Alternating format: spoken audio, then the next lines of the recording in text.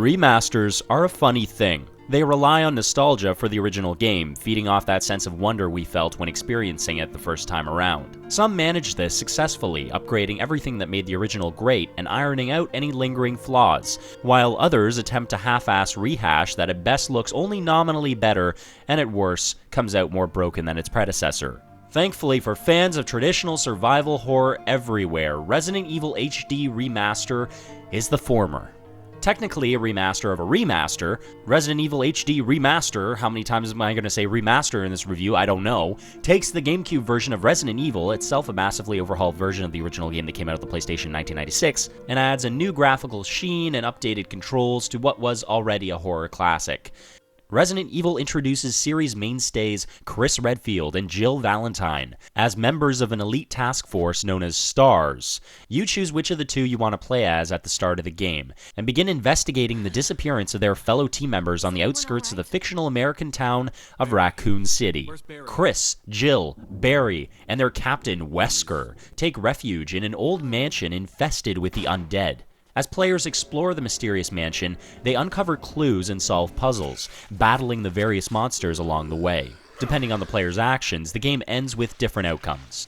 Everything in the game is instantly recognizable, even if you missed the GameCube version and have only played the original. From the iconic mansion setting to the enemies and characters, the game looks gorgeous. The lighting effects are particularly impressive, all ominous glows and creepy shadows that cast a creepy haze over an already sinister locale. I mean, yes, the original was scary as bleep, but now you are definitely going to get chills.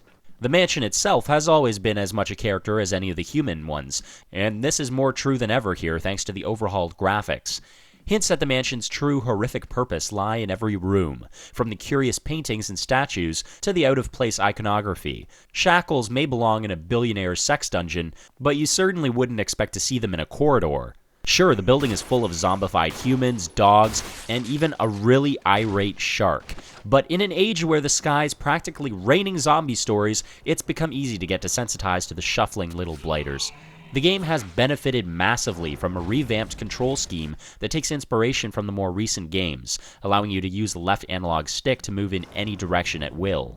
If you remember the original game, the character is controlled with all the ease and fluidity of a lorry trying to drive through a tar pit. But those same controls also made those scenes where a zombie's coming at you in the corridor and you can hear the thump, thump, thump of his footsteps all the more terrifying. So the original option is still there for those who want it. Rest assured, the game is still as challenging as you remember and makes you realize just how forgiving a lot of modern horror games have become. The amount of inventory space given to you at the start of the game is sparse, at best. By the time you've picked up a gun, some ammo, and a puzzle-solving item, your inventory is practically full. You won't be able to pick up everything as you go, and that means prioritizing. Ooh, a green herb, that'll let me replenish my health. Or ammo for the gun I'm almost bled dry. It can also be incredibly infuriating. For example, when you pick up a key item needed to solve a puzzle that occupies your last inventory square, only to realize after considerable amount of time spent running around searching that you have no idea what its purpose is, and that you should have picked up something else instead so that you can solve a different puzzle.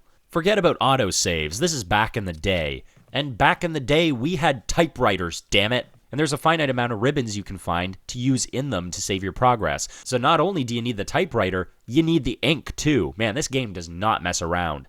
Save too often and you'll run out of ribbons, and who knows when you'll find the next one.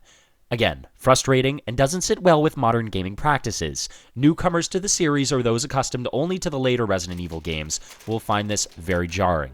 All of this goes toward creating that tense atmosphere the game is so well known for, and the remastered edition adds to this with some of the most tension-building camera angles you will see. In some sections, the camera is so close and personal, refusing to track along with you and switching to another view only when your character moves completely out of shot. In others, it hangs back at an angle, giving you a wide enough view that you can't easily see over or around your character at what lies at the end of the corridor you're in. Every shot seems carefully planned out to best evoke a sense of claustrophobia that really does add to the feeling of being trapped in a mansion full of suspense and horror. There is a wonderful simplicity to the game's story compared to the series' later entries. That's not to say it's simplistic. There are betrayals, plot twists, suspenseful moments aplenty, but it manages to avoid getting itself into the narrative tangles that tripped up some of the later games. Despite its few flaws, Resident Evil holds up remarkably well as a horror game even now, some 20 years after it was first released, and provides a welcome reminder of what made one of gaming's biggest heavy-hitter franchises so great. Horror fans everywhere owe it to themselves to reside in this evil.